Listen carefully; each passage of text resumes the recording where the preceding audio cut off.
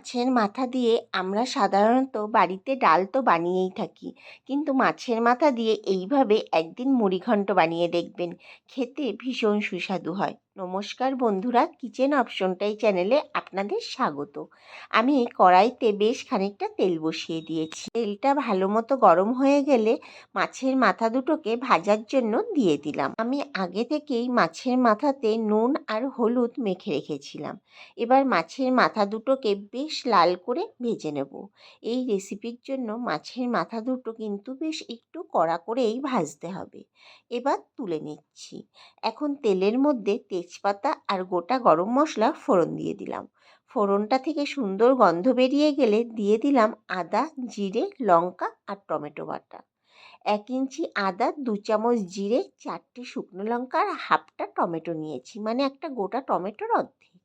দিয়ে দিলাম পরিমাণ মতো লবণ আর পরিমাণ মতো হলুদ। এখন মশলাটাকে ভালো করে কষিয়ে নেব যতক্ষণ না মশলা থেকে ভালোভাবে তেল ছেড়ে না যায়। দেখুন, মশলা থেকে কিন্তু তেল ছাড়তে শুরু করে দিয়েছে। আর আদা জিরে লঙ্কা বাটা কষাতে কিন্তু বেশি সময় লাগে না।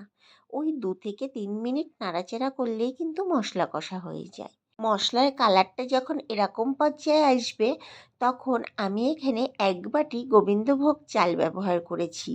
চালটাকে আগে থেকে ধুয়ে একটু জল ঝরিয়ে নিয়েছি। এবার মশলার সাথে চালটাকে বেশ ভালো করে নাড়াচাড়া করে নেব।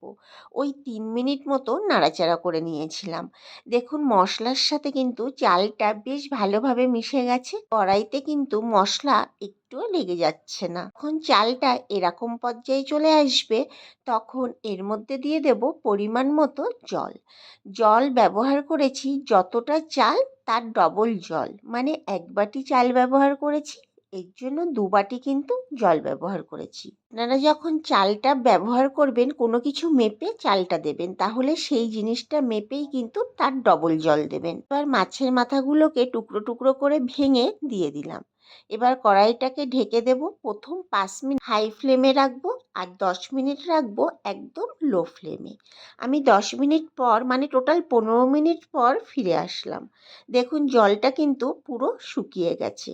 এবার একটু নেড়ে নিতে হবে। এখানে জলটা শুকিয়ে গেলেও কিন্তু অল্প অল্প জল জল ভাব কিন্তু রয়েই গেছে।